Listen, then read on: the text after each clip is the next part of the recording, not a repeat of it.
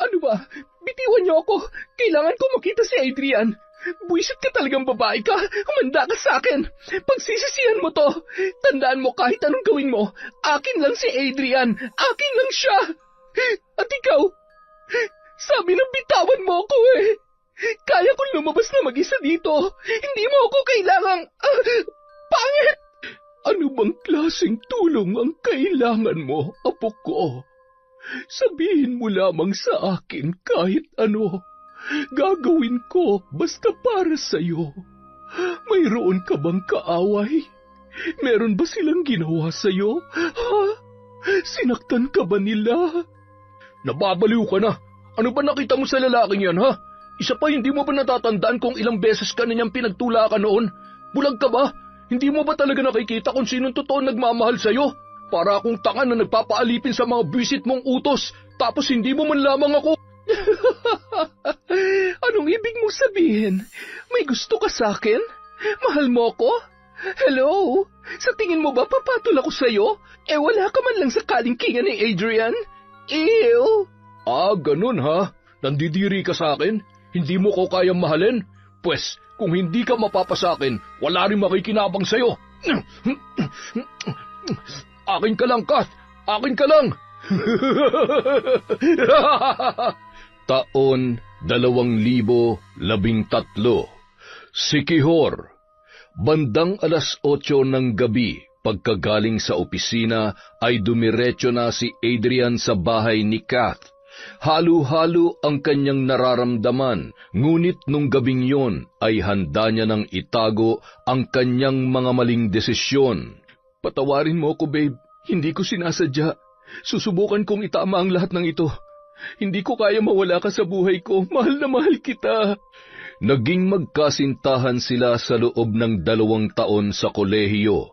Hanggang sa isang araw ay bigla na lamang yon nakipaghiwalay sa kanya sa hindi malamang dahilan.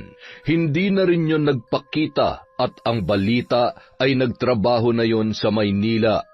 Masyadong dinamdam ng binata ang kanilang paghihiwalay dahil mahal na mahal niya ang dalaga. Buti na lamang at nagkakilala sila ni Nicole. Tinulungan siya nitong bumangong muli at hanggang sa makagraduate sila sa kolehiyo, yun pa ang naging dahilan kung bakit nagkaroon siya agad ng trabaho. May sarili kasing firm ang magulang ni Nicole. Pareho silang binigyan ng posisyon. Si Nicole bilang planning engineer at si Adrian naman para sa quality control at compliance. Mas lalong naging matibay ang pagkakaibigan ng dalawa hanggang sa nagkapalagayan na sila ng loob. Naging maayos naman ang kanilang relasyon, lalo na't mahal na mahal ni Nicole si Adrian. Hanggang isang araw, bigla na lamang bumalik si Kath na parang walang nangyari.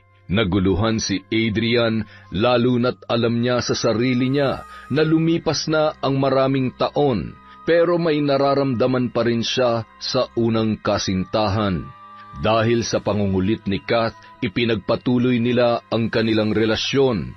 Habang nasa biyahe si Adrian, ay tawag naman ng tawag si Kath sa binata. Ilang araw na kasing hindi siya sinisipot nito. Puisit, bakit ba hindi niya sinasagot ang tawag ko? Ano bang problema niya? Nakakainis. Hindi kaya nalaman na ng Nicole na yon ang totoo? Kung sakali man, sisiguruhin ko na akong pipiliin ni Adrian. Ako ang nauna sa buhay niya at nakakasiguro ako na kahit anong mangyari, ako pa rin ang pipiliin niya. Nagpasya na lamang na manood ng TV ang babae.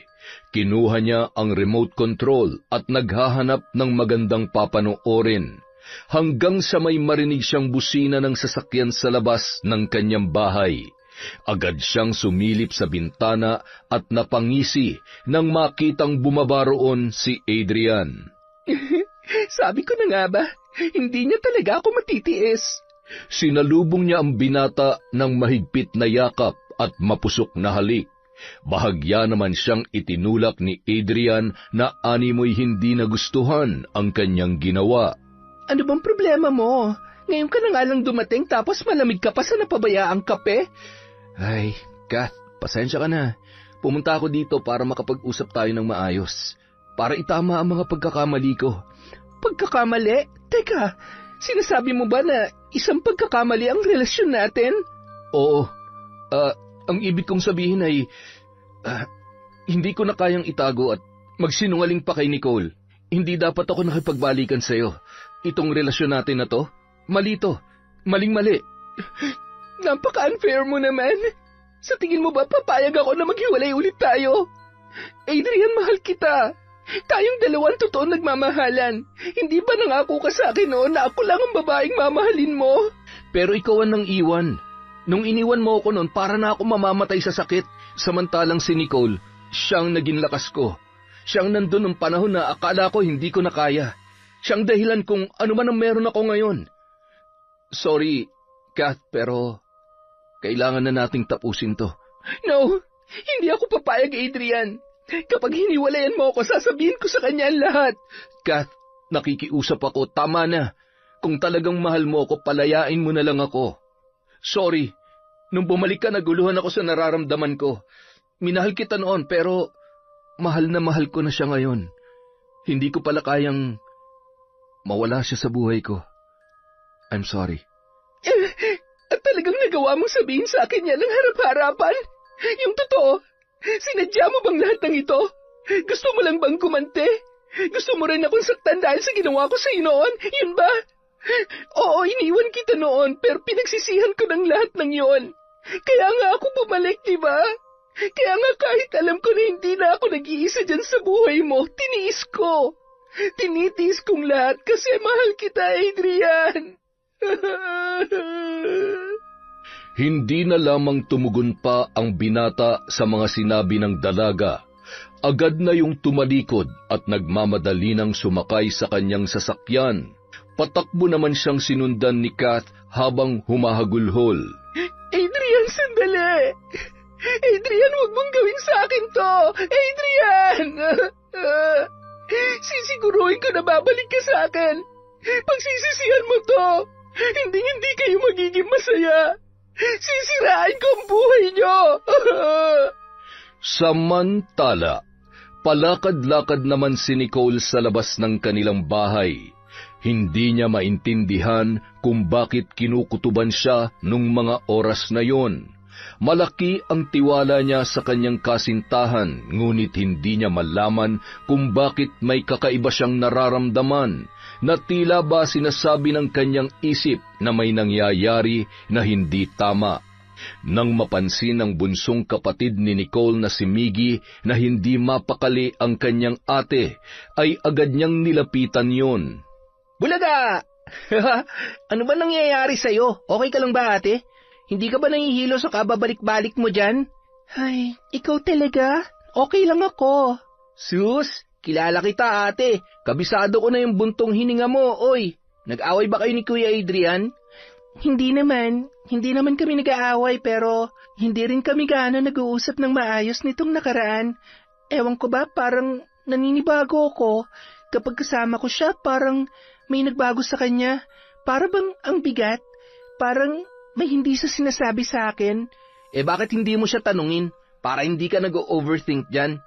Hindi ko kasi alam kung paano ko sasabihin Lalo na't wala naman akong sapat na dahilan. Baka napapraning lang ako. Baka namimiss ko lang siya. Ano kasi, nung nakaraan parang nakita ko sa labas ng building natin si Kath, yung ex-girlfriend niya. Hindi ko alam kung kamukha lang o siya talaga yon. Sus, natatakot ka na bumalik yung ex niya? Wala ka bang tiwala sa ganda mo? Sobrang tanga naman ni Kuya kung ipagpapalit ka pa niya sa iba. Maganda na, matalino pa, masipag at mabait. Alam ko naman yon, kaya lang, alam mo bang mahal na mahal niya yon? Nung magkakilala kami, halos gabi-gabi niyang iniiyakan yon. Paano kung... Ay, ate, magtiwala ka lang kay Kuya. Mahal na mahal ka kaya nun. At kung sakali man na magloko siya, nako, humanda siya sa amin ni Daddy. Uupakan namin siya. Parang ganito. Sira, halika na nga. Pumasok na tayo. Maaga pang pasok ko bukas Pagpasok ni Nicole sa kanyang kwarto ay agad siyang humarap sa salamin at nginitian ang sarili. Kinuha niya ang panlinis ng kanyang muka at bulak at dahan-dahang kinuskos ang kanyang pisngi. Ilang sandali lamang ay biglang tumunog ang kanyang cellphone. Napangiti siya agad na sinagot ang tawag ni Adrian. "Babe, kumusta ka na? Nagising ba kita?" Matutulog pa lang ako, babe. Teka, nasa labas ka pa? Nagdadrive ka? Saan ka galing? May binili lang ako saglit sa labas. Pauwi na ako, babe. Namiss lang kita, kaya tinawagan kita. Ikaw talaga? Miss na rin kita, babe. Mag-iingat ka, ha? Siya nga pala, babe. Dinner tayo bukas? Dinner date? Anong meron? Wala naman. Gusto ko lang bumawi sa'yo. Medyo nabisi kasi ako lately eh. Okay, sabi mo eh. I love you. I love you so much, babe. Matapos ibaba ang cellphone, maluwag namang nakahinga si Nicole at nabawasan ang kanyang pag-aalala. Ay, masyado lang ako nag-iisip ng kung ano-ano. Wala akong dapat ikatakot. Ayoko nang mamroblema sa mga bagay na hindi ko kontrolado. Kung magloloko ka, hindi ko kawalan yon. Wala akong ginawa kundi mahalin ka, Adrian. Kung magagawa mo akong lokohin, hindi ko alam kung anong mararamdaman ko. Hindi ko alam kung magagawa ko pa bang patawarin ka. Kinabukasan, bandang 6:00 ng hapon, magkasamang bumaba sa kanilang opisina ang magkasintahan na sina Adrian at Nicole. Magkahawak kamay pa ang mga yon habang nagkukwentuhan hanggang sa bumiyahe sila papunta sa paborito nilang restaurant. Masaya silang kumakain ng paborito nilang pagkain habang nag-uusap, hanggang sa napansin ni Nicole na mayat-mayang napapatingin sa cellphone si Adrian. Kailan ka pa nag-silent ng phone? Sino ba yung tawag ng tawag? Bakit hindi mo sagutin? Baka importante yan. Wala yun, babe. Yung pinsan ko lang nangungulit. Nagyayayang uminom. Kaso, marami tayong... Pinsan mo naman pala eh. Bakit hindi mo sagutin? Ano ba naman yung ilang segundo na kakausapin mo lang siya para tanggihan kung talagang ayaw mo? Ay, wala nga lang yun. At saka, bakit parang ibang tono mo ngayon? May problema ba? Ako pa talagang tinanong mo? Hindi ba dapat ako nagtatanong yan? Adrian, maglilimang taon na tayo kaya kahit hindi mo sabihin, alam ko. Alam ko na may mali. Hindi ko alam kung ano pero nararamdaman ko na may tinatago ka sa akin. Mabuti pa, umuwi na tayo. Babe, sandali. Mag-usap naman tayo ng maayos. Kung gusto mo mag-usap tayo, magsabi ka sa akin ng totoo. Alam mo na sa lahat ng ayaw ko yung sinungaling at niloloko ko. Bago ko pa malaman sa iba o ako mismo makaalam sa kung ano sinisikreto mo, umamin ka na. Wala akong pakialam kung mamatay ako sa sakit na mararamdaman ko. Huwag mo lamang akong gawing tanga. Sumakay muna ang dalawa sa sasakyan. Pagkatapos ay iniabot ni Adrian ang cellphone niya kay Nicole. Isa-isa nung nabasa ang mga message ni Kath sa kanyang nobyo habang tumutulo ang luha nito. Paano mo nagawa sa akin to, ha? Pinagsabay mo kami ng ex mo? Bakit? Mahal mo pa ba siya? Hanggang ngayon ba may nararamdaman ka pa rin para sa kanya? Patawarin mo ko, babe. Naging marupok ako.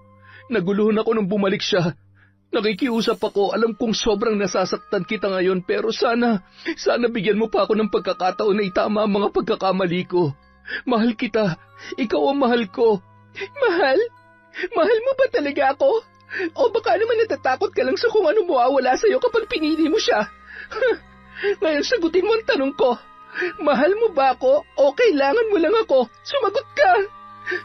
Babe, maniwala ka. Hindi naman ako makikipaghiwalay sa kanya kung talagang siyang mahal ko.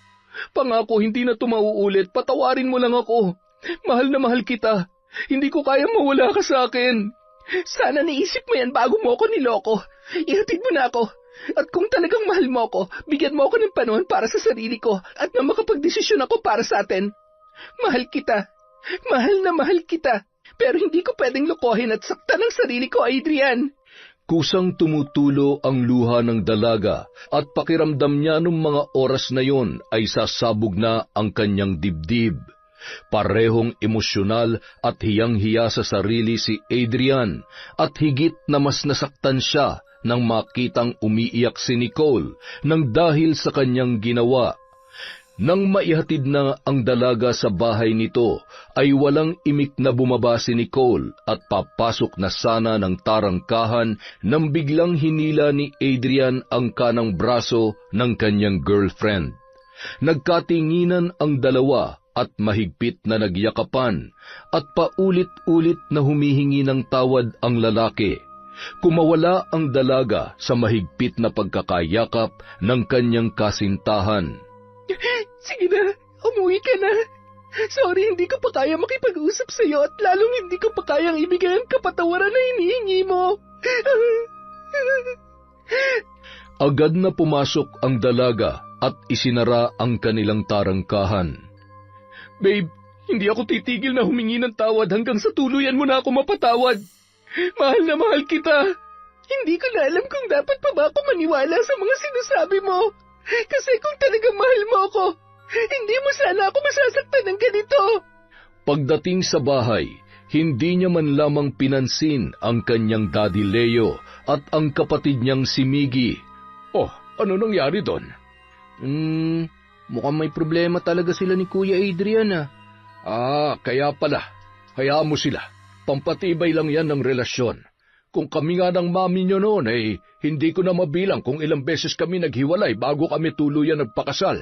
Nung kasal naman na kami, ilang beses niya rin kaya akong pinalayas, lalo na kapag nahuhuli niya ako ng bababae. Naku, lagi po pala kayo nagpapasaway kay mami noon. Babaero pala kayo noon, kaya ngayon, si ate to nagbabayad ng mga kasalanan nyo. Ay nako, kawawang ate. Lahat ng lalaki ay sadyang dumadaan sa ganyang pagsubok. Lalo na't kita mo naman hanggang sa ngayon ay magandang lalaki pa rin tong daddy mo. Bata ka pa, kaya sinasabi ko sa'yo, darating din ang araw na sadyang susubukin din yung pagiging lalaki mo. Dad, ayoko ng sakit sa ulo. Kaya kung magkaka-girlfriend man ako, siguradong napakaswerte niya sa akin. Ayaw ko maging dahilan ng pagluha ng kahit sinong babae. Tsaka, wala naman ho akong mapapala sa pambababae. Siya, mabuti naman kung ganon. Tama ka naman dyan, anak. Sa totoo lang ay marami rin naman akong kalokohan noon na pinagsisihan ko. Pero ang importante, na itatama at natututo ko sa bawat pagkakamali ko. Alam mo, nung panahon na konting-konti na lang ay susukuan na ako ng mami ninyo. Doon pa nga ako nagtino Siya, silipin mo nga muna yung ate mo at kumustahin mo. Agad naman na nagtungo si Miggy sa silid ng kanyang ate at kinatok ang pinto nito. Ate, okay ka lang ba? Gusto mo ng kausap? Pwede ba akong pumasok? Ate, papasok na ako ha. Tinulak ni Miggy ang pintuan at nang mabuksan niya yon ay nakita niya ang kanyang ate na nakatalukbong ng kumot habang nakabaluktot ang tuhod. Pakinig din noon ang pagsinghot ng kanyang nakatatandang kapatid. Ano ba nangyari? Bakit ka umiiyak? Niloko niya ako, Miggy. Nakipagbalikan siya sa ex-girlfriend niya. Nagsinungaling siya sa akin. Ang sakit-sakit. Ay, totoo ba yan? Kanino mo nalaman? Nakita mo ba sila? Inamin niya sa akin ang lahat. Humingi siya ng tawad at sinabi niya na pinagsisisihan niya raw ang ginawa niya. Pero, paano ako maniniwala? Nagsinungaling na siya. Niloko niya na ako. Paano kung gawin niya ulit yun? Miggy, hindi ko alam kung anong gagawin ko. Basta ang alam ko lang nasasaktan ako ngayon at hindi ko pa siya kayang patawarin. Ay, sige lang ate. Iiyak mo lang yan hanggang sa maubos yung sama ng loob mo. Hayaan mo, kakausapin ko siya. Lalaki sa lalaki. Bah, hindi ko palalampasin to. Miggy, wag na. Baka lalo lang gumulo ang sitwasyon. Relasyon namin to kaya kami mag-aayos kung anumang problemang meron kami. Pwede ba yakapin mo nilang si ate hanggang sa makatulog ako? At saka, ikuha mo naman ako ng marami pang tissue at...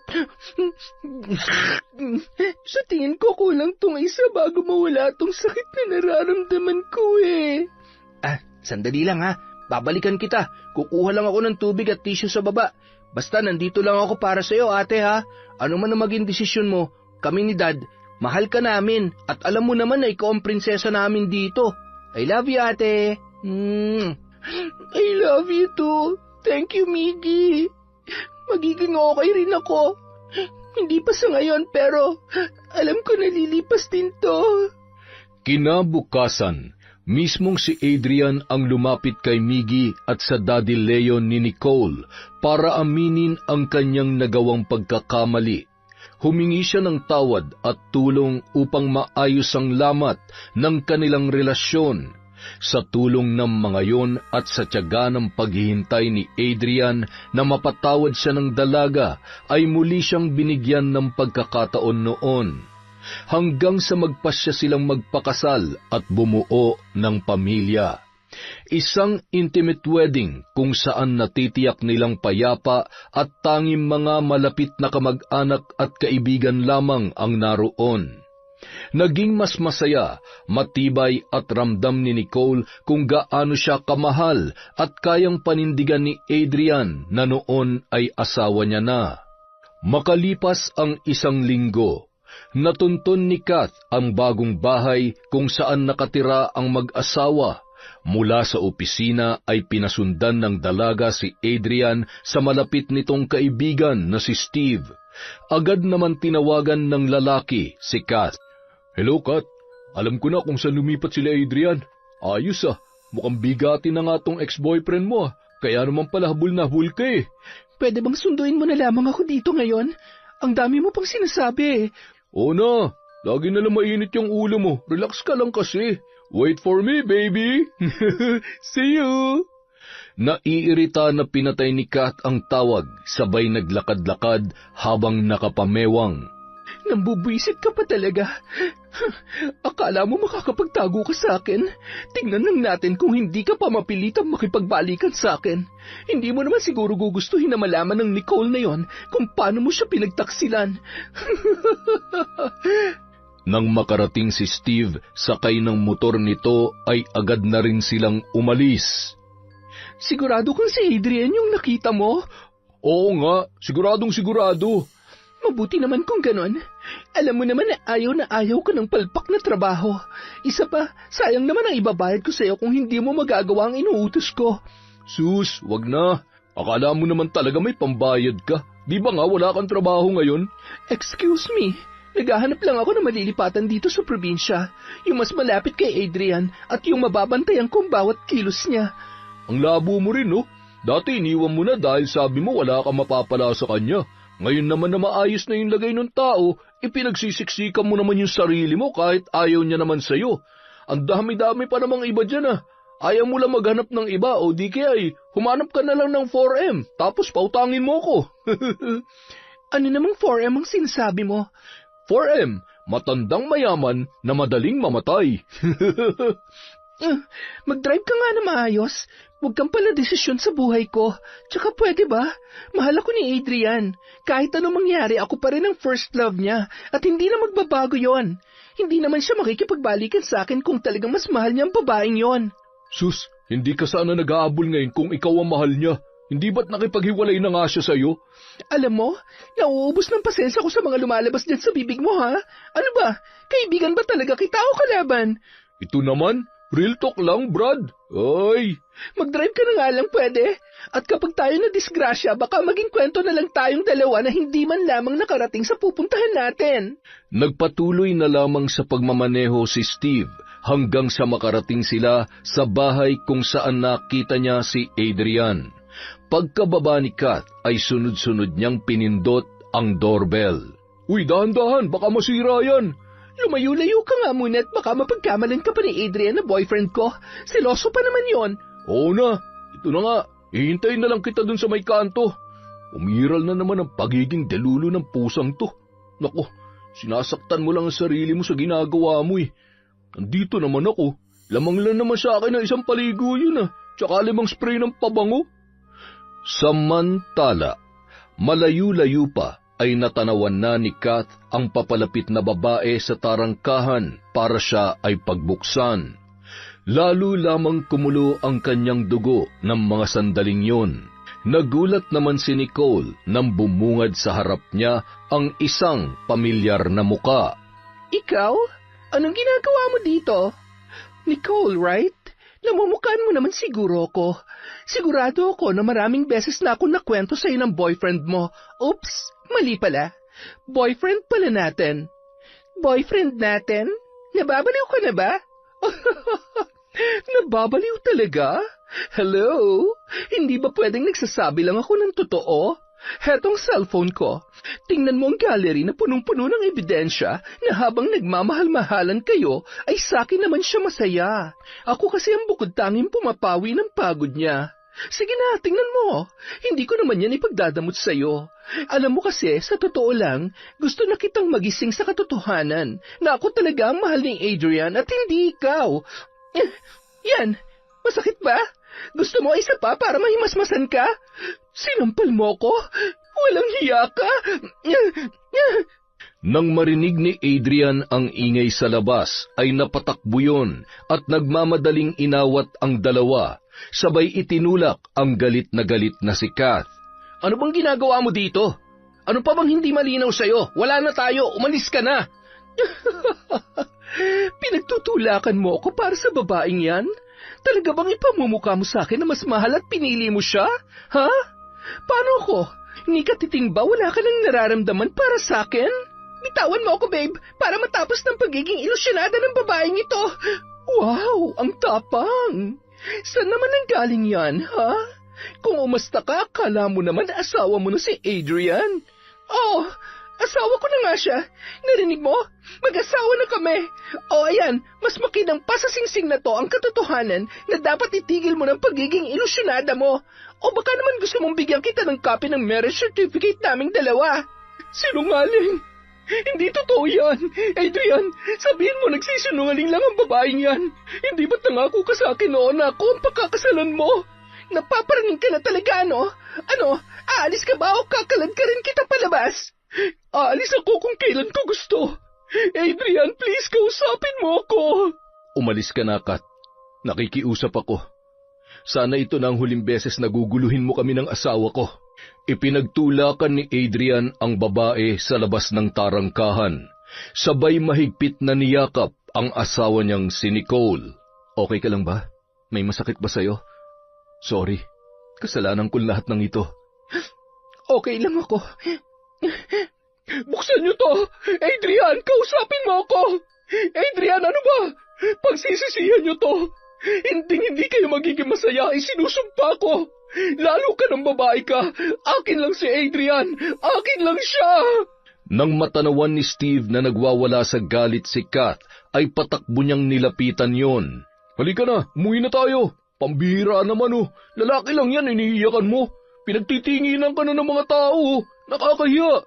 Halika na! Wala akong pakialam. Mga tsismosa kayong lahat. Anong tinitingin-tingin niyo, ha? Inalalayan na lang ni Steve ang nanginginig sa galit na kaibigan hanggang sa makarating sila sa kanto kung saan nakaparada ang motor na kanilang sasakyan. Pinagsisipa noon ang motor ni Steve na tila ba doon ibinubuhos ang kanyang galit. Uy, tama na! Pambihira naman oh! Kapag nasira yan, paglalakarin kita pa uwi. Tara na! Umuwi na tayo! Itagay na lang natin yung sama ng loob mo. Hindi ko sila titigilan. Gagawin kong miserable ang buhay nila. Umanda sila sa akin. Ay, ayan ka na naman eh. Kinakabahan na naman ako dyan sa mga pinaplano mo eh. Alam mo, buti pa magpahinga ka muna para makapag-isip ka ng maayos. Habang nasa biyahe ay wala nang imik si Kat, ngunit maraming mga bagay ang sumasagi sa kanyang isipan noong mga oras na yon. Sabay na pangisi ang babae. Lintik lang ang walang ganti. Sama-sama tayong mamamatay sa lungkot at magiging miserable. Aray ko, ano ba? Madidisgrasya tayo sa ginagawa mo eh. Kung gusto mo pang makaganti, ilugar mo yung galit na nararamdaman mo. Sakit nun ha? Nang makarating sila sa bahay ni Steve, kung saan nakikituloy si Kath, ay padabog pa rin yung pumasok sa loob. Sabay umupo sa pahabang sofa sa sala. Alam mo, matatapos lang ang problema ko kapag nawala na si Nicole sa buhay namin ni Adrian. Aba, ayos yan ah. Hindi ba't ikaw nagbibigay problema dyan sa sarili mo, pati na sa kanila? Tapos na kasi kayo ni Adrian pero ipinipilit mo pa rin talaga. Dahil nangako siya sa akin noon, Ang sabi niya akong pagkakasalan niya tapos malalaman ko nakasal na sila. Hindi pwede yun. Nakaasar ka ba? Ano ba nakakatawa sa sinabi ko? Paano di ako matatawa daig mo pang batas? Sinasampal ka na ng katotohanan pero ipinipilit mo pa rin ang gusto mo. Anong laban mo sa Nicole na yun? Kasal na pala sila tapos mabait pa, mayaman at hindi kasing lakas ng amats mo. Tumahimik ka. Hindi ka na nakakatawa. Kapag hindi ako nakapagpigil, baka mauna pa kitang mapatay kaysa sa babaeng yun. Sorry na. Sige na, para matapos na yung pagmamaktol mo. Ano bang plano? Ang dami mo ng utang sa akin, ha? Ako nang bahala. At sa pagkakataon na to, sisiguruhin ko na magtatagumpay ako. Pwede mo ba akong pahiramin ng baril? Baril? Anong gagawin mo? Loko ka. Ano naman ang alam mo sa paggamit ng baril? Di turuan mo ako para ako mismong tatapos sa babaeng yon. Wag na. Kami nang bahala ng mga tropa ko. Baka mamaya mahuli ka pa't madamay pa ako dyan eh. Kinabukasan, bandang 9:00 ng gabi, habang nasa biyahe ang mag-asawang sina Nicole at Adrian pauwi sa kanilang bahay, napansin nila na may isang motor na tila ba sila ay sinusundan. Nang makarating sila sa may alanganing lugar, ay bigla na lamang pinagbabaril noon ang kanilang gulong. Takot na takot ang mag-asawa, lalo na nang kumatok ang dalawang lalaki sa kabilang bintana. Bubuksan niyo to o pasasabugin kong mga bungo niyo. Agad naman nilang binuksan ang bintana at mababakas ang takot sa muka ng mag-asawa. Anong kailangan niyo? Ibibigay namin kahit anong gusto niyo. Huwag niyo lamang kaming sasaktan. Ayos. Mukhang magkakasundo tayo dyan. Akin na yung mga cellphone at lahat ng pera na meron kayo. Bilis! Agad namang iniabot ng mag-asawa ang hinihingi ng mga yun. Pre, parang may kulang. Hindi lang naman to ang pakay natin, hindi ba? Relax ka lang pare. Pwede bang hiramin muna namin ang asawa mo? Huwag ka mag-alala, hindi naman namin siya sasaktan. Paliligayahin pa nga namin eh. Huwag niyo akong hawakan. Huwag niyo na subukang ituloy kung ano man ang pinaplano niyo dahil baka pagsisihan niyo to. Wow, matapang! Binuksan nun ang pinto ng sasakyan at hinila ang braso ni Nicole. Akma pa lamang lalabas si Adrian ay inunahan na yung barilin ng kasamang lalaki ni Steve. Hindi! Anong ginawa niyo? Adrian! Pagbabayaran niyo to! Galit na galit at buong lakas na nanlaban si Nicole. May alam yon sa pakikipaglaban, lalo na tinuruan siya ng kanyang ama na depensahan ang kanyang sarili. Naagaw niya ang baril ni Steve at sinakal niya yon habang nakatutok ang baril doon. Ibaba mo yan kung hindi pa sasabugin kong bungo ng lalaking ito! Isa! Dalawa! Ibaba mo na yung baril mo! Bilisan mo! Ayoko pa mamatay! Nakikiusap ako. Huwag mo ipuputok yan. Ibabalik namin lahat. Huwag mo na akong papatayin. Buong lakas niyang hinigpitan ang pagkakasakal, sabay pinukpok sa ulo si Steve at nang matumba yon, tinadyakan pa niya sa sikmura at sa pribadong bahagi ng katawan noon. Sige, subukan mo yung damputin kung gusto mong isunod kitang balian ng buto. Ano? Masyado ka namang matapang, Miss Beautiful. Bigla namang may sumipa mula sa likod ni Nicole, dahilan para matumba yon kasabay ng pagputok ng baril na tumama naman sa kanyang braso. Sakto namang may paparating na mga sasakyan, kaya naman nagmamadali ng sumakay ang dalawa sa kani-kanilang motorsiklo. Tulong! Tulungan niyo kami! Mabuti na lamang may nagmabuting loob na tumulong sa mag-asawa at sinugod sila sa pinakamalapit na ospital. Agad namang tumungo ang Daddy Leo at ang kapatid ni Nicole na si Miggy sa ospital matapos silang makatanggap ng tawag mula roon. Maswerteng daplis lang ang natamo ni Nicole sa kanyang braso, kabaliktaran sa malubhang kalagayan ni Adrian na noon ay may tama sa ulo at sumasailalim sa matinding operasyon. Samantala, anong nangyari sa inyo? Nasaan si Nicole? Hindi ba't ang sabi? Pasensya na, hindi naman namin alam na may alam pala siya sa pakikipag... Anong alam? Pumalpak kayo? Natalo kayo ng babae? Ang tatangan nyo naman, mga bisit! Nabaril naman namin siya. Malay mo, matindi yung tama niya at... Siguraduhin mo lamang na natuluyan ang babaeng yon, dahil kung hindi, malilintikan ka sa akin. May isa pang problema. Hindi yun sinasadya nung kasama ko. Ano kasi, naalanganin lang eh. Pwede ba diretsuhin mo na ako? Sabihin mo na sa akin lahat ng kapalpakan niyo. May tama si Adrian. Nabigla yung kasama ko, kaya ayun... Napakatatangan niyo. Kapag may nangyaring masama kay Adrian, humanda kayo sa akin. Mga buwisit, sana ako na lang ang gumawa. Wala naman palang maaasahan sa inyo. Kinuha ni Kath ang kanyang bag, sabay lumabas ng bahay. Nababakas sa mukha nito at kilos ang pagkadismaya dahil sa pumalpak nilang plano. Kailangan ko malaman kung ano lagay ni Adrian. Kailangan ko makasiguro na ligtas siya. Kapag may nangyari masama sa kanya, umanda ka sa akin, Steve. Hindi kita mapapatawad. Ikaw ang papatayin ko, lintik ka. Sakay ng tricycle, nagpahatid siya sa pinakamalapit na ospital. Pagkababa niya ay sakto namang nakita niya ang pinsan ni Adrian, kaya naman nasiguro niya na naroon din ang kanyang pinakamamahal na lalaki. Nagtanong-tanong yun sa nurse station at nagpanggap na kamag-anak ng pasyente. Nagmamadali siyang tumungo sa labas ng operating room at doon ay nakita niya na may benda ang braso ni Nicole habang umiiyak at pinapakalma naman ng kanyang ama. Parang wala sa sarili na naglakad papalapit hanggang sa magtagpo ang kanilang paningin. Miss, sino ka? Anong ginagawa mo dito? Si Adrian. Ano nangyari sa kanya? Ikaw? Ang kapal naman ng mukha mo para magpakita pa dito. Ha? Hindi mo ba talaga kami tatantanan? O baka naman may kinalaman ka doon? Pwede ba, Nicole? Manahimik ka. Unang-una, hindi ikaw ang pinunta ko dito.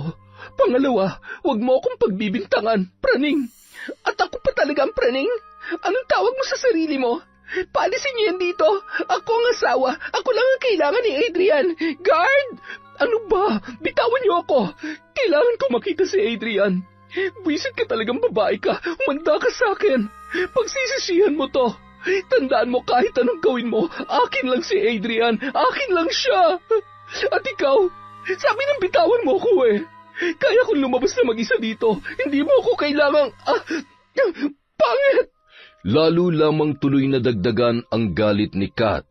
Sakay ng tricycle patungo sa paradahan ng sasakyan papunta sa Karatig Lalawigan, ang lugar kung saan nakatira ang nag-iisang tao na sa tingin niya ay makakatulong sa kanya nung mga oras na yun. Pagkababa ng jeep ay sumakay pa siya ng isa pang tricycle. Mahigit 2 oras din siyang bumiyahe at 3:00 na ng madaling araw nang marating niya ang isang lumang bahay na malayo sa mga kabahayan. Lubak-lubak at masukal ang daanan. Ma'am, sigurado po ba kayo na dito kayo pupunta? Naku, mag-ingat po kayo. Sabi ho kasi, mambabarang daw ho ang nakatira dyan. Etong bayad ko. Huwag ka mag-alala. Kaya ko sarili ko. Agad naman nang umarangkada ang tricycle papaalis, habang naglalakad na si Kat papunta sa tarangkahan at kinalagan ang lumang tali nito. Nagpalinga-linga pa siya sa paligid. Kitang-kita niya ang napakaraming tanim na rosas ng kanyang lola dahil sa liwanag ng buwan. Napabuntong hininga na lamang ang dalaga. Halos 10 taon na silang hindi nagkikita ng kanyang lola mula nung nilayasan niya yon. Sa takot na matulad sa kanyang lola ay mas pinili niyang makipagsapalaran sa buhay na malayo sa buhay na kanyang kinagisnan. Tumungo muna siya sa balkonahe at pinagmamasdan ang mga gamit na naroon. Ganun na ganun pa rin ang pagkakaayos, lalo na ang kanyang mga pinaglumaang sapatos at tsinelas. Napangisi siya, sabay humiga sa pahabang upuan na yari sa kahoy. Nasisiguro niyang tulog na tulog pa ang kanyang lola Amalia. Papikit pa lamang siya ng kanyang mga mata nang biglang may naramdaman siyang matalas na kuko sa kanyang leeg at isa pang matalas na bagay sa kanyang tagiliran. Anong ginagawa mo sa pamamahay ko? Sino Kat? Anong kailangan mo? Lola, huwag niyo ho akong sasaktan. Ako ho ang apo ninyo. Nang marinig ng matanda ang sinabi ni Kat, ay nabitawan nito ang hawak niyang kutsilyo, sabay hinawakan ang muka ng dalaga. Apo, ikaw ba talaga yan? Ikaw nga. Salamat naman at nagbalik ka. Huwag mo na ulit iiwan si Lola. Mahal na mahal kita, apo ko. Patawarin niyo ho ako, Lola. Huwag kayong mag-alala. Kapag maayos ng lahat, kukunin kita dito. Aalis po tayo. Lilipat tayo sa mas maayos at magandang bahay. Alis? Hindi maaari. Dito lamang tayo. Hindi pwedeng umalis si Lola. Hindi ko pwedeng iwanan ang bahay na ito. Nandito lahat ng kailangan ni Lola. Nandito ang pinaka-importanteng mga bagay na ipamamana ko sa iyo. Gusto mo bang ituro ko na sa iyo ang mga dapat mong matutunan? Lola, ang totoo, kaya ho ako nandito dahil kailangan ko ho ang tulong ninyo. Kapag tinulungan niyo ho ako, ipinapangako ko, hindi ko na ho kayo iiwan at susubukan ko ng pag-aralan ng aklat ng karunungan. Ano bang klaseng tulong ang kailangan mo, apo? Sabihin mo lamang sa akin kahit ano, gagawin ko basta para sa iyo. Mayroon ka bang kaaway? Meron ba silang ginawa sa iyo? Sinaktan ka ba nila?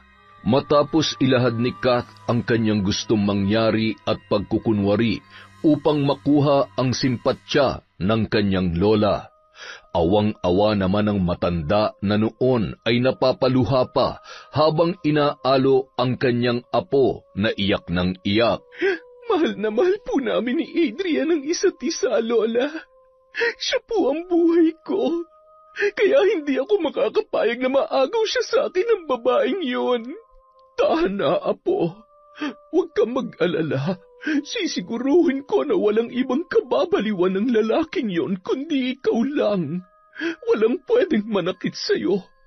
Pahihirapan ko siya at titiyakin ko na magdurusa ang katawan at kalooban niya. Pinapangako ko sa'yo yan. Kaya tumahan ka na, apo. Mahigpit na niyakap ng matanda ang dalaga at nung mga oras na yon ay pasimpleng napangisi si Kat, na animoy nakikita niya na ang maliligayang araw kasama ang kanyang pinakamamahal na si Adrian. Buong araw kapansin-pansin ang sigla ng matanda na si Lola Amalia. Buong araw ay wala silang ibang pinagkukwentuhan kundi ang paggamit ng itim na kapangyarihan. Ito ang nagsisilbing proteksyon ko sa loob ng maraming taon. At saka, may ilan ding dumadayo dito at humihingi ng aking tulong kapalit ng malaking halaga. Ito, tingnan mo ang kahon na ito. Dito ko itinatago ang perang inilalaan ko para sa iyo. Ha? Ang dami po nito, Lola. Tama ka. Kaya nga, sabi ko naman sa iyo, hindi ba? Hindi mo na ako kailangang iwanan. Lahat ng yan ay ibibigay ko sa iyo, pati na rin ang aklat ng karunungan na tuluyang babago ng buhay mo. Salamat ho, Lola. Kailangan ko ito para makapagsimula ulit kasama ka at si Adrian. Sisiguruhin ko na mas magiging masaya siya sa piling ko. Salamat, Lola. Salamat dahil sa kabila ng lahat, nariyan pa rin kayo para sa akin. Siyempre naman. Ngunit isa lamang ang hinihiling ko, apo. Sana sa pagkakataong ito ay huwag mo nang takasan ang kapalaran mo. Tandaan mo, hanggat alam mo kung paano laruin ang iyong kaalaman at ang itim na kapangyarihan, mananatiling buhay ang iyong hangarin at sumpa para sa mga taong sagabal sa iyong buhay. Hindi ka magiging mahina at talunan. Halika, lumapit ka dito. Ibigay mo sa akin ang larawan o kahit anong kagamitan na kakailanganin ko upang maisagawa ang ritual. Ngayon din ay makikita ng iyong mga mata ang kahalagahan at bagsik ng aking kapangyarihan. Naghalungkat sa bagsikat at kinuha ang larawan ng kanyang dating kasintahan at ang isang larawan ng babae na may ekis na kulay pula na ilang buwan niya na ring pinanggigigilan. Halos butas-butas na ang ilang parte ng larawang yon, lalo na sa may muka. Napakagwapo naman pala nitong kasintahan mo, Apo. Itong babae, hindi ko na mamukaan. Aba, sa lagay ng larawang ito ay masasabi ko na talagang may malaking atraso ito sa iyo. Gusto kong mamatay siya sa sakit na ipagtulakan siya ni Adrian. At sa katotohanan na wala siyang ibang mahal at gustong makasama kundi ako lang. Tumango-tango ang matanda at sinindihan ang kandilang kulay itim at pula. Kinuha niya ang isang bungo na may kung ano-anong marka at maraming nakatusok. Tinanggal ang ilang papel at larawan na naroon, inilagay sa isang telang kulay itim at isinilid sa isang lumang kahon. Inilagay ni Lola Amalia sa loob ng bungo ang larawan ni Adrian, pagkatapos ay kinuha niya ang isang lumang aklat mula sa isang maliit na kahon na yari sa kahoy. Isang kahindik-hindik na imahe ang nakaukit sa unang bahagi ng aklat na yun. Ilang sandali pa, sinimulan na ni Lola Amalia ang pagriritual. Hinawakan niya ang kamay ng kanyang apo at ipinatong sa ibabaw ng bungo, habang patuloy sa pagbigkas ng kakaibang salita na tanging ang matandang mambabarang lamang ang nakakaunawa. Nang sumunod na araw, maaga pa lamang ay nagpaalam na si Kath sa kanyang lola. Lingid sa kaalaman ng matanda na maging ang perang inipon niya para sa kanyang apo at sa kanyang sarili ay dinala na ng kanyang pinakamamahal na apo. Mag-iingat ka, Apo. Bumalik ka, ha? Opo, Lola. Kukunin ko lang si Adrian at babalik kami dito na magkasama. Sigurado po ako na magugustuhan niyo siya. Bye, Lola. Mahal na mahal ko po kayo. Kayo na hong bahala sa bruhang yon. Siguraduhin niyo na kahit sinong lalaki ay hindi na magkakagusto sa kanya. Aalis na ho ako. Bumalik ka agad, mahal kong apo. Mamimiss ka ni Lola. Pasensya na, Lola. Hindi ko na kaya mabuhay sa lukluk na lugar na ito. Sa kalagayan ni Adrian, mas makakabuti kung malapit lang kami sa bayan. Isa pa, wala naman akong plano maging mambabarang na katulad niyo. Samantala, nang mga oras na yon ay nakatulog naman si Nicole sa hospital bed ng kanyang asawa. Nagising yon nang maramdaman niyang gumalaw ang braso ni Adrian. Ha? Babe? Salamat naman sa Diyos at gising ka na. Sobrang nag-alala ako sa iyo. Ang sakit ng ulo ko. Teka, anong ginagawa ko dito? Nasaan si Kat? At ikaw, sino ka? Bakit ikaw ang... Diyos ko, hindi mo ako maalala. Babe, huwag ka naman nagbibiro ng ganyan. Hindi mo ba naaalala kung ano nangyari sa atin at kung sino ako? Ako si Nicole, ang asawa mo. Asawa? Sinungaling ka. Hindi totoo yan. Si Kat ang mahal ko. Kailangan ko siya. Kat! Ang sakit ng ulo ko. Doc, nurse, tulong! Tulungan niyo kami! Agad namang inasikaso ng doktor ang kanyang asawa, habang pinili na lamang munang lumabas ni Nicole sa kwarto at doon ay napahagulhol habang nakaupo. Paglabas ng doktor ay agad namang ipinaliwanag nito ang kalagayan ni Adrian. Nagkaroon po siya ng traumatic brain injury na naging sanhi ng kanyang memory loss o tinatawag nating amnesia. Maaari naman itong temporary lamang, depende sa bilis ng kanyang recovery. Kung may mga taong makakatulong sa bilis ng kanyang paggaling, mas makabubuti na yun muna ang pansamantala niyang makakausap. Habang magkausap ang doktor at si Nicole, ay siya namang pagdating ni Miggy.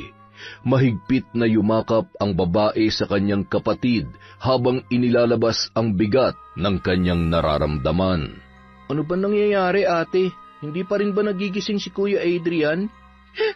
Gising na siya, Miggy.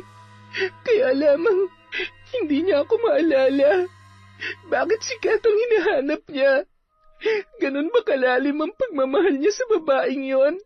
Ang tagal na namin magkasama pero ang bruha pang yun ang mas naaalala niya.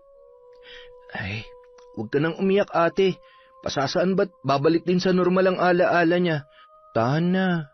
Nung araw ding yun, pumunta si Kath sa ospital.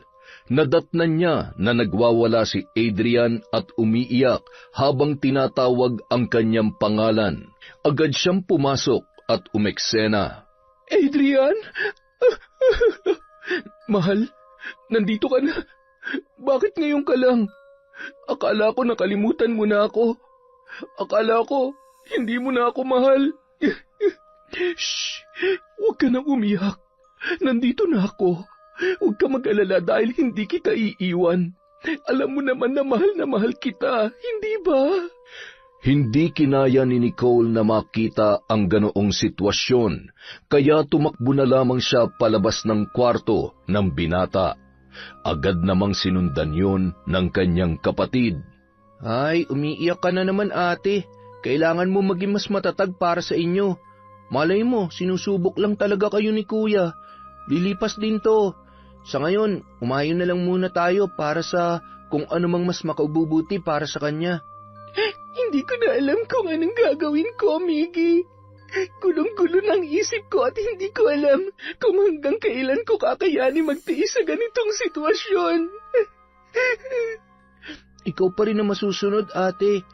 Ikaw pa rin na magdedesisyon para sa kanya. Hindi ka lang niya maalala pero hindi mababago na ng katotohanan na mag-asawa kayo at ikaw lang ang may karapatan sa kanya. Makalipas ang 1 linggo, minabuti nilang iuwi sa isang apartment na malapit lamang sa ospital si Adrian, kasama ang private nurse nito. Dumadalaw na lamang doon si Nicole at tinataon niya na tulog ang asawa. Para sa ikabubuti ni Adrian ay pinapayagan niyang dumalaw doon si Kath. Huwag ka mag-alala. Tanggap ko naman na kasal na kayo. Sa ngayon, isa lang naman ang gusto natin, ang gumaling siya.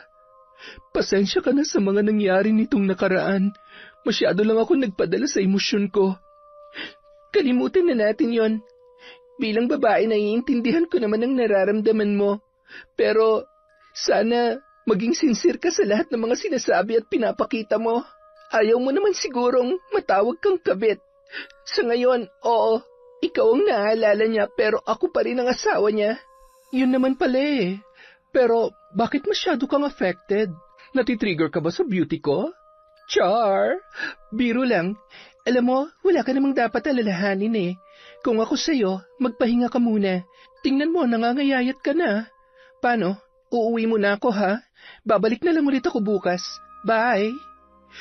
Kawawang Nicole, sorry ka na lang dahil isa sa mga araw na to, mawawalan ka na ng asawa at ikaw naman ang magpapakadesperada. 1 araw, nagising na lamang si Nicole dahil sa labis na pananakit ng kanyang ulo. Pinilit niyang bumangon sa kanyang higaan nang maramdaman niyang may kung anong nakabara sa kanyang lalamunan na tila ba matatalas na bagay. Pinilit niyang sumuka ngunit wala namang lumalabas na kahit anong likido sa kanyang bibig, hanggang sa may naramdaman siyang tumutulo sa kanyang ilong. Sinapo niya yon gamit ang daliri at nang makakita siya ng dugo ay agad siyang lumapit sa malaking salamin at pinagmasdan ang kanyang sarili. Napaatras siya sa labis na takot. Kulubot na ang kanyang balat at nang hawiin niya ang isang bahagi ng kanyang buhok ay nalagas yon, dahilan para mapatili siya sa labis na takot. Hindi ako yan. Namamalikmata lang ako. Nananaginip lang ako. Nang madatnan ni Miggy ang kanyang ate ay wala yung malay sa loob ng banyo. Ha? Ate? Ate, gumising ka! Anong... Dad! Si ate! Hindi makapaniwala si Miggy na makita sa ganong kalagayan ang kanyang kapatid. Dinala nila yon sa ospital at sa loob ng 3 araw ay iba-iba ng test ang isinagawa, ngunit hindi pa rin matukoy ang kanyang sakit. Ramdam na rin ni Nicole ang panghihina ng kanyang katawan. Habang siya ay umiiyak dahil sa kanyang kalagayan, bigla namang dumating si Kath. Pasensya na, dumiretso na ako dito. Dumaan kasi kanina si Miggy sa apartment ni Adrian. Nabalitaan ko nangyari sa'yo kaya gusto kitang kumustahin. Tutal, malapit lang naman. Anong sabi ng doktor? Wala pa ring findings sa mga doktor. Hindi ko rin alam kung hanggang kailan ako ganito. Kung kailan mas kailangan ako ng asawa ko, tsaka naman ako nagkakaganito. Huwag ka mag-alala. Hindi ka naman niya hinahanap. Teka, eto, nagpa-picture kami kanina. Tingnan mo, napakaganda ng ngiti niya, hindi ba? Alam mo, buti pa magpagaling ka na muna. Huwag mo nang alalahanin si Adrian at hindi naman siya pinababayaan ng nurse niya. At hindi ko rin naman siya pababayaan hanggat hindi pa siya gumagaling. Kaya, ikaw, magpahinga ka lang dito at magpagaling ka, ha? Ikaw din, baka mamaya, tuluyan ka na talagang makalimutan ng asawa mo. Sa lagay ko ngayon, mas mabuti na rin siguro na hindi niya ako naaalala. Sige na, iwanan mo na muna ako. Gusto ko lang muna mapag-isa. Sige, hindi naman talaga ako gaano magtatagal. Bye, babalitaan na lang ulit kita. Sorry ka na lang, Nicole, dahil ito na ang simula ng pagiging talunan mo. Mamamatay ka na hindi ka man lamang naaalala ni Adrian. Samantala, makalipas ang ilang oras ay bumalik yon sa apartment ni Adrian. May dala yon na merienda na binili niya para sa nurse. Ipinagtimpla niya pa yon ng inumin. Ilang sandali lamang matapos magmerienda ay bigla na lamang nakatulog sa sofa ang nurse. Kaya naman malaya niyang naisagawa ang kanyang pinaplano. Mahal, saan tayo pupunta? Sa lugar kung saan wala na makakapagpahiwalay sa ating dalawa. Sasama ka ba? Oo naman, kahit saan. Alam mo namang ikaw ang buhay ko at kahit saan pa tayo pumunta, basta magkasama tayo, magiging masaya ko. Mahal na mahal kita, Adrian. Magkasama nating tutuparin ang lahat ng mga pangarap natin noon. Tayo na. Makalipas ang 3 oras ay dumating naman ang pinsan ni Adrian. Laking gulat noon nang madatnan na tulog ang nurse at wala rin doon ang kanyang pinsan. Labis ang kanyang pag-aalala kaya naman agad siyang tumawag kay Nicole. Mabuti na lamang ay si Miggy ang nakasagot dahil nakatulog ng mga oras na yon ang kanyang kapatid. 1 buwan ang nakalipas. Hindi pa rin nila mahanap sina Adrian at Kath, kaya naman naisip na lamang nila na sinadya ng mga yon na magpakalayo. Tama, huwag na nating hanapin ang taong ayaw magpahanap. Baka naman talagang mahal niya si Kath kesa sa akin. Isa pa, wala naman na ako magagawa para sa kanya. Tingnan niyo nga ang kalagayan ko. Sa tingin niyo ba mamahalin pa ako ni Adrian? Ayaw ko nang umasa na babalik pa ang alaala niya. Pagod na rin akong umasa na gagaling pa ako. Ayoko na. Pagod na ako. Huwag kang magsalita ng ganyan, anak. Gagaling ka. Pupunta dito ang tiyo mo. Ang sabi niya posibleng mambabarang ang may gawa niyan sa'yo. Mambabarang? Hindi kaya mambabarang yung pusang tumangay kay kuya? Hindi imposible. Iba ang nagagawa ng labis na pagmamahal at ng isang taong desperada. Kahit na mali at kahit na ikapahamak pa ng iba, ay gagawin nila na wala man lamang ni katiting na konsensya. Kinabukasan, bandang 6:00 ng gabi. Paano mo nagawa sa akin to, apo ko? Sinungaling ka. Ang sabi mo babalik ka at hindi mo na ako ulit iiwan. Hindi ka marunong tumupad sa iyong pangako. Ginamit mo lamang ako para mangyari ang mga gusto mo. Pagsisisihan mo ito. Tuturuan kita ng leksyon. Kailangan mong magising sa katotohanan na walang ibang magmamahal sa iyo tulad ng pagmamahal at pag-aaruga na kaya kong ibigay sa iyo. Muli kong babawiin ang lahat ng meron ka. Nang gabi ring yun, muling nagsagawa si Lola Amalia ng ritual upang manumbalik ang alaala ni Adrian. Sa kabilang dako naman ng mga sandaling yon ay nagtatalo sina Steve at Kat tungkol sa lalaki. Ilang beses na kitang tinulungan, hindi pa ba sapat yun? Ayaw ko madamay sa mga kalokohan mo. Pamamahay ko to kaya madadamay ako sa oras na matunto ng lalaking yan dito. Tsaka, tanga ka ba? Nag-iisip ka ba? May asawa si Adrian kaya hindi mo siya pwedeng angkinin. Bakit ba nakikialam ka?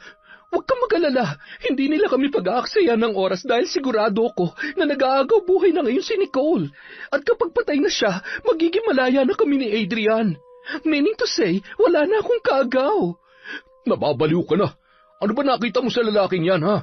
Isa pa, hindi mo ba natatandaan kung ilang beses ka na niyang pinagtulakan noon? Bulag ka ba, ha? Hindi mo ba talaga nakikita kung sino totoo nagmamahal sa'yo? Para akong tanga na nagpapaalipin sa mga buwisit mo mga utos pero hindi mo man lang... Anong ibig mong sabihin? May gusto ka sa akin?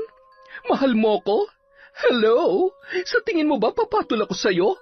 Wala ka man lamang sa kalingkingan ni Adrian. Ew! Ganun ha? Nandidiri ka sa akin? Hindi mo ko kayang mahalin? Pwes, kung hindi ka mapapasakin, wala rin makikinabang sa'yo. Akin ka lang, Kat! Akin ka lang!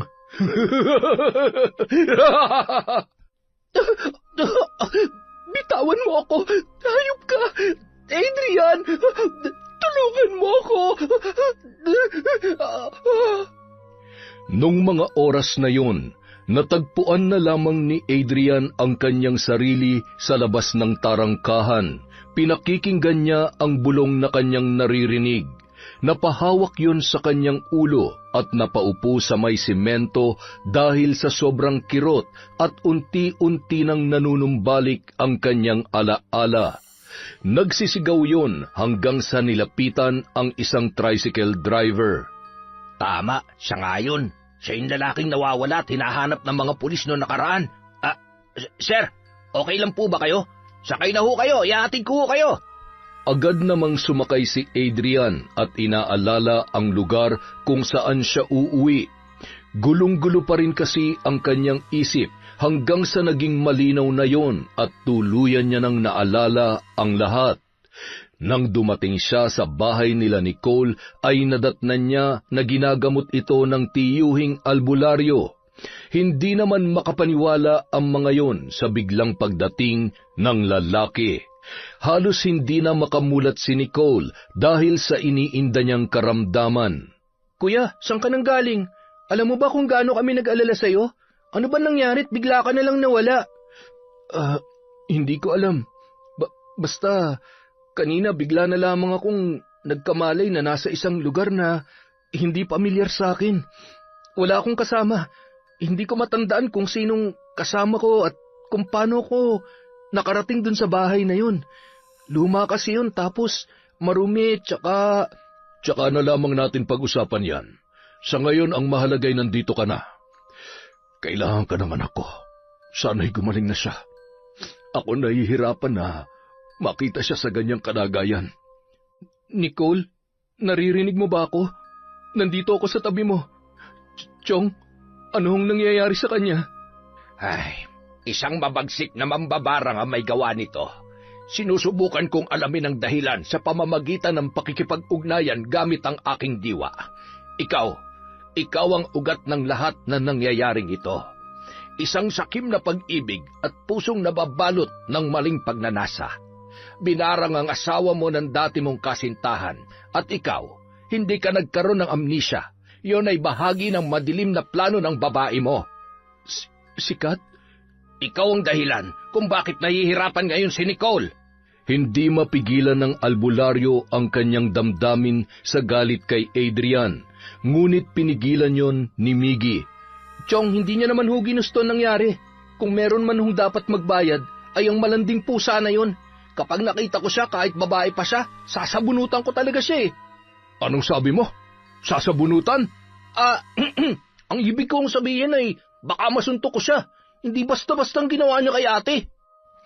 Matapos maisagawa ng albularyo ang ritual, naramdaman niya naman ang labis na panghihina ng kanyang kinakalabang mambabarang. Hindi dahil mahina yun, kundi dahil sa hindi na nito paglaban. Samantala, Sige, pahirapan mo ako. Tapusin mo na ako. Wala na rin namang silbi ang buhay ko. Nag-isa na lamang ako at walang nagmamahal sa akin. Patawarin niyo ako sa nagawa ko. Ginawa ko lamang yun dahil sa kagustuhan kong mapasaya ang aking apo. Hindi kita kailangang paslangin. Sapat ng pagbayaran mo sa impyerno lahat ng mga kasalanan mo. Sa pagpapasakit sa mga inosenteng tao, kung meron ka man dapat turuan ng leksyon, yun ay ang apo mong salbahe at saksakan ng kate. Patawad. napahagulhol na lamang si Lola Amalia. Kinuha ang kanyang mga kagamitan at pinagmasdan ang mga yun. Hawak ang isang itim na kandila ay nag-usal siya ng mga kahindik-hindik na salita hanggang sa sinunog niya ang isang kwadradong kahon na yari sa pandan. Humalakhak pa yun, sabay kinuha sa ilalim ng mesa ang isang galon na naglalaman ng gaas na ginagamit niya para sa kanyang ilaw na degasera. Ibinuhos niya yun sa dingding at ang natira ay sa kanyang damit. Sabay ipinikit ang kanyang mga mata at humiga sa sahig na yari sa tabla. At inalala ang mga masasayang sandali kasama ang kanyang pinakamamahal na apo. Samantala, Chong, ayos lang po ba kayo? Tapos na. Gagaling na ang ate mo. Nasisiguro ko rin na magbabayad ang apo ng mambabarang na yon sa kanyang mga kasalanan. Ramdam ko ang bigat ng kalooban ng matanda bago siya tuluyang nilamon ng apoy. ilang sandali lamang ay nanumbalik na ang kapulahan ng labi ni Nicole at naimulat niya na rin ang kanyang mga mata. Salamat sa Diyos. Sadyang napakabuti niya. Ligtas ka na, mahal kong pamangkin. At ikaw, Adrian, ingatan mo siya. Sana bago ka mambabae, isipin mo muna kung anong posible mangyari. Muntik na mapahamak ang pamangkin ko, pati na rin ang sarili mo dahil sa isang pagkakamali. Minsan ho akong nagkasala sa asawa ko pero alam ho ng Diyos na pinagsisihan ko na yon. Mahal na mahal ko po si Nicole. Adrian, naalala mo na ako? Oo, babe. Sorry. Patawarin mo ko kung ano man na nagawa ko sa iyo kung nasaktan kita. Patawarin mo ko sa lahat-lahat. Mahal na mahal kita. Hindi ko mapapatawad ang sarili ko kung may nangyari masama sa iyo. Kalimutan na natin yon. Ang mahalaga, nandito ka na. At magaling na tayong pareho. Mahal na mahal din kita, asawa ko. Kinabukasan, nagising naman si Kat na nakatali ang mga kamay at paa. Ramdam niya ang sakit ng buo niyang katawan at labis na panghihina. Napakadilim ng silid na kanyang kinaroroonan. Pilit niyang kinakalagan ang kanyang sarili, ngunit ilang sandali lamang ay may narinig siyang yapak at biglang may nagbukas ng pintuan. Gising ka na pala. Ano, tatakas ka? Saan ka pupunta? Hahanapin mo si Adrian? Pupuntahan mo siya? Alam mo bang sikat na sikat ka ngayon? May mga pulis na naghahanap sa iyo dahil sa pagkidnap mo kay Adrian at malamang sa malamang bumalik ng alaala niya. Hayop ka! Pakawalan mo ako dito! Papatayin kita! Nang humarap si Kat kay Steve ay biglang napaatras ang lalaki dahil sa nakakatakot na itsura nito. Oh, ano nangyari sa mukha mo? Nakakadiri ka! Halos masukayon dahil sa pandidiri, maliban sa kulubot na balat at tila sunog na mukha ni Kat. Steve, bumalik ka dito! Kalagan mo ako! Hayop ka! Pagbabayaran mong lahat ng kahayupang ginawa mo sa akin! Papatayin kita! Halos inabot na ng hapon bago siya nakawala sa mahigpit na pagkakatali.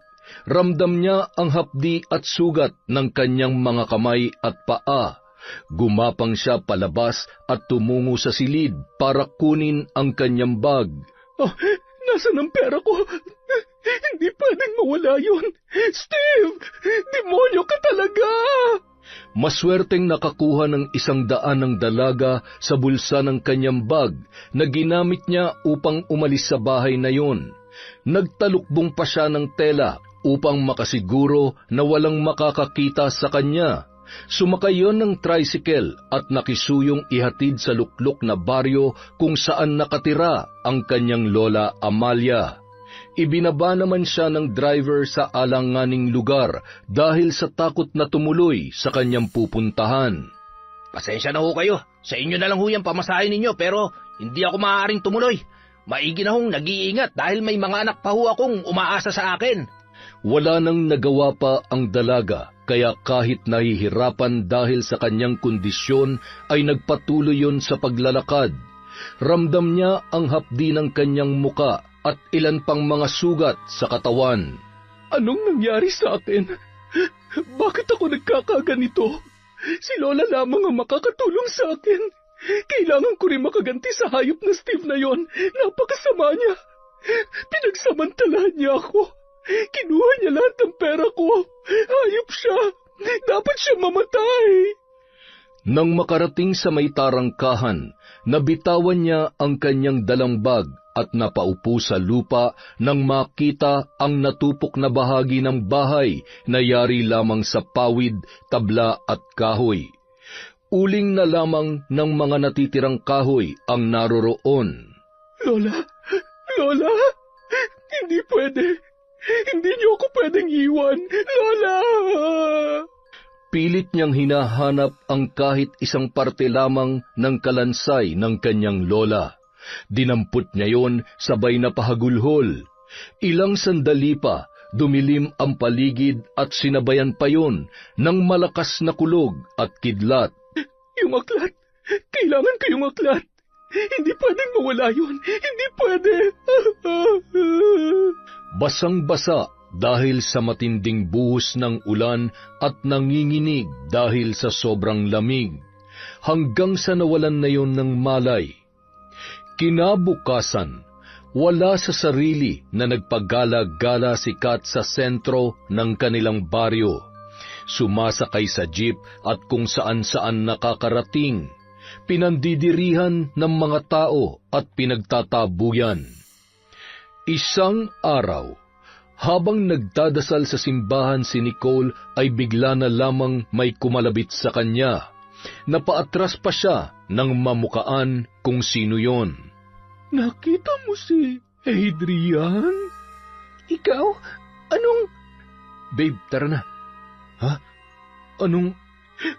Adrian? Sa wakas nagpakita ka sa akin. Ang tagal-tagal kitang hinanap. Halika na, sumama ka sa akin. Hinahanap na tayo ni Lola. Agad na nilapitan ng ilang opisyal sa simbahan at iginiya palabas ang wala sa sariling babae. Hindi ko alam kung anong mararamdaman ko.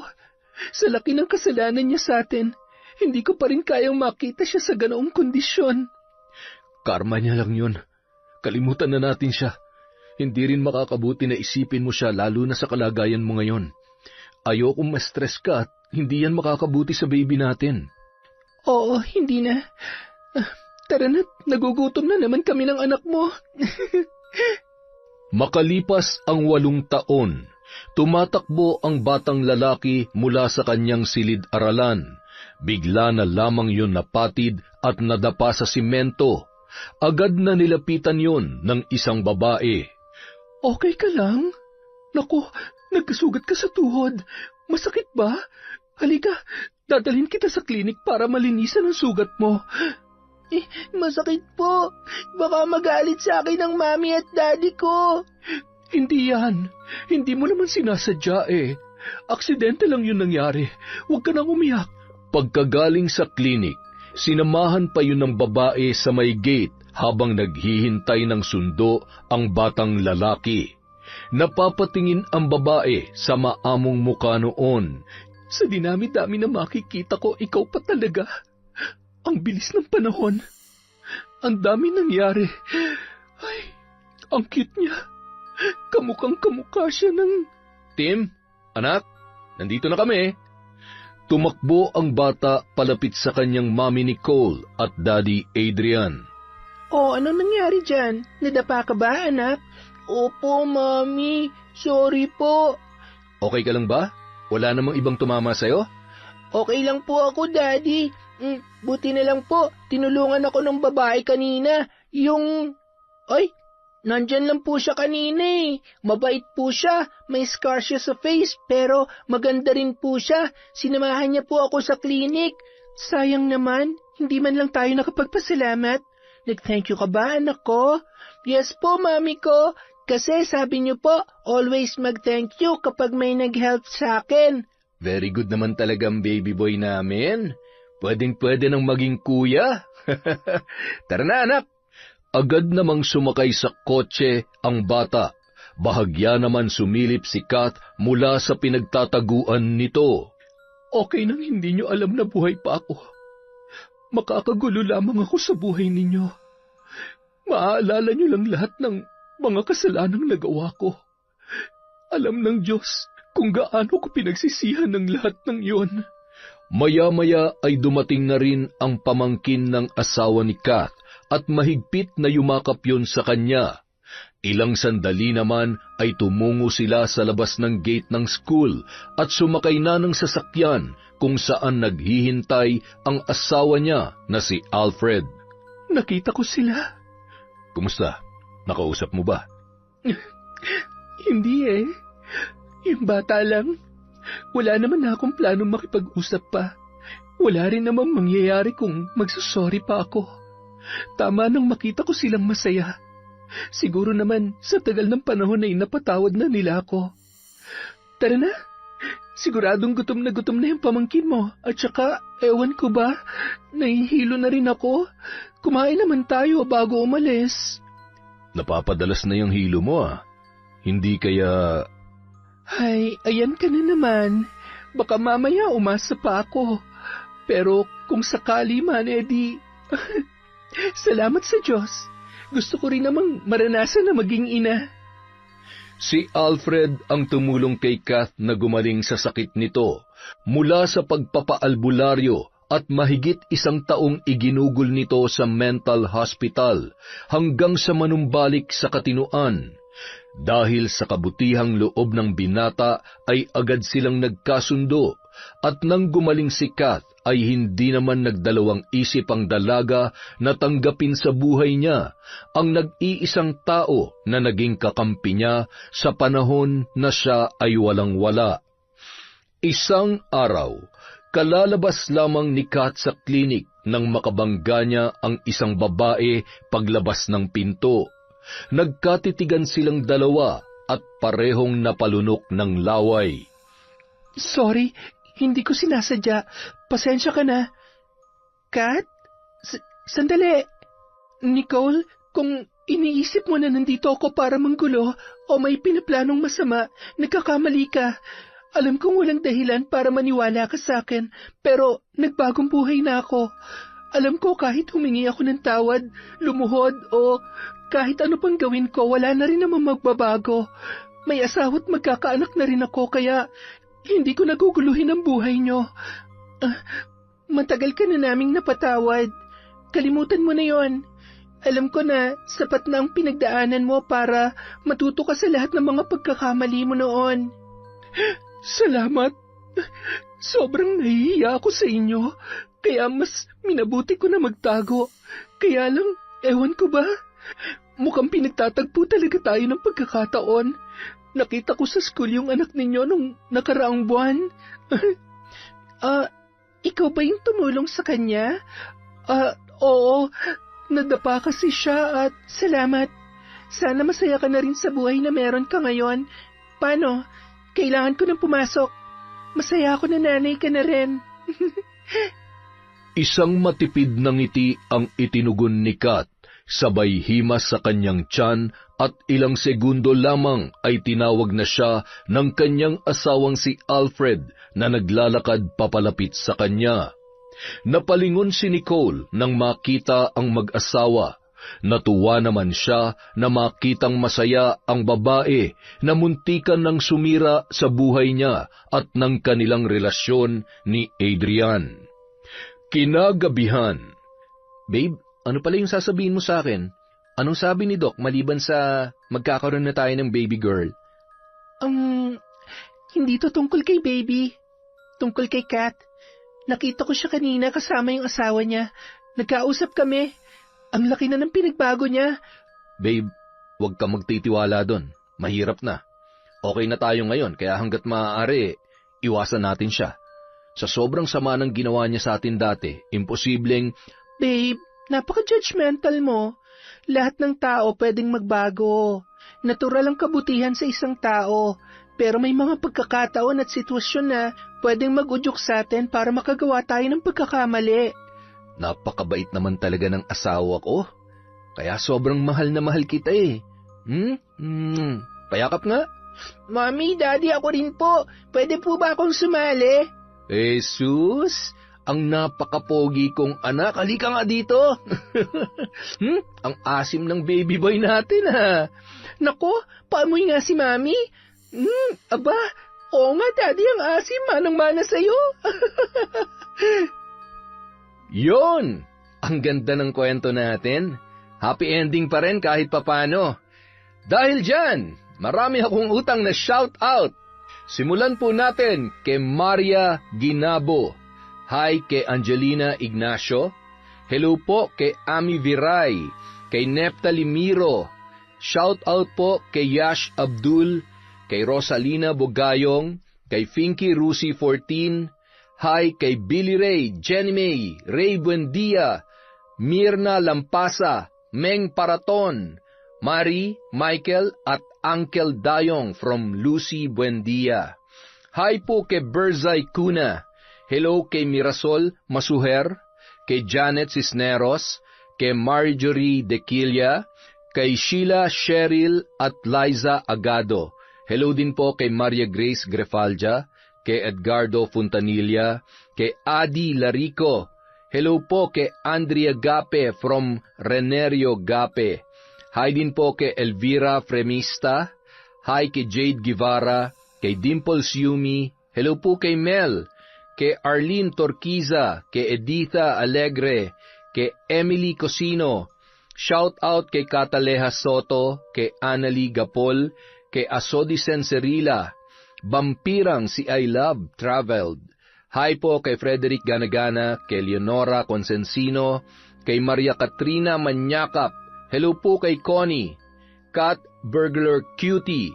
Hi kay Lydia Lopez, kay Gold Sunrise, kay Rose Dioso, kay Irma Umali, kay Simply Mix Video, kay Teresita Reyes. Hello din po kay Roxanne Gaudicos, kay Thelma Salazar, kay Jubilin Camacho, kay Hannah Maylin Sesgundo.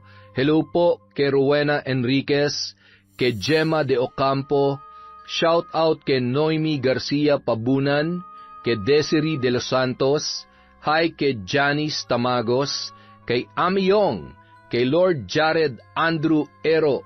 Hi po kay Mr. Green, kay Lynette Reparado, kay Elizabeth Sune, kay Jeneline Mix Vlog. Hello kay Pasita Ero, sa Usman Abregana Amwale Family from Norsen TV. Hi din po kay Ninita Fajardo, kay Kurt Simbahon. Hi kay Maluha Pin, kay Lourdes Buenaventura, Minerva Concepcion. Shout out po kay Chris Alcantara, kay Ana Liza Malatbalat.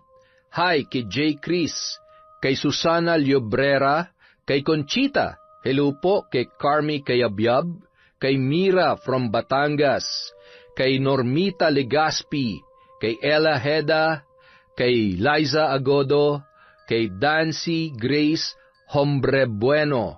Hello din po kay Belen Malbas, kay Makoy Mayo, kay Nora Flestado, kay Minchi de los Reyes. Hi po kay Emma Dumato, kay Josie Aniban, kay Elena Ondong. Hello po kay Arnel Claridad, kay Miss Maura, Crisjel Mamado, Roslyn Jimenez, Aneng Juarez, Sagaledo family from Rai. Hi po kay Brian Ramil. Hi kay Sheena Enriquez, kay Joe Linda Albia.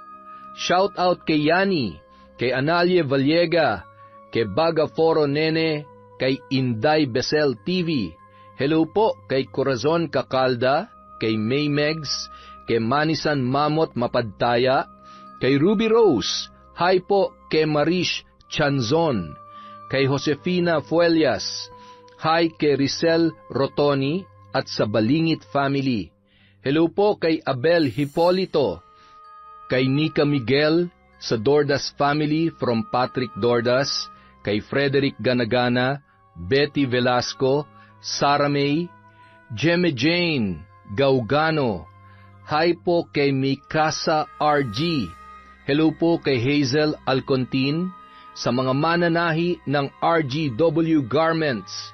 Hi po kay Honey Austria, kay Vicky Abut, kay Jessica Rojas, kay Isabel Vidal, kay Benny Ocampo, Christy Gaitan, Puresa Tagiwalo, Emma Robles, Cesan de la Cruz, Annie Plaza, Cliven Dubalan, Jonaline Nurbina, Nenita Lozada, Briones at Sabelia family from kay Zeni, kay Karen Pastoral. Hello po kay Virginia Pontillas, kay Leslie May Joven, kay Zara Gonzales, kay Rose Ann Rama, Vilma Bautista, kay Elaine Cargente at kay Carmel Monares. Kung nasan man po tayo ngayon, huwag niyo pong pababayaan ang health niyo, ang mga sarili niyo. Magpakasaya lang po tayo everyday, huwag natin masyadong isipin ang mga problema. Andyan lang yan, dilipas yan. Magagawan po natin yan ng paraan. Maraming salamat po sa walang sawang pagsuporta sa Kwentong Enteng!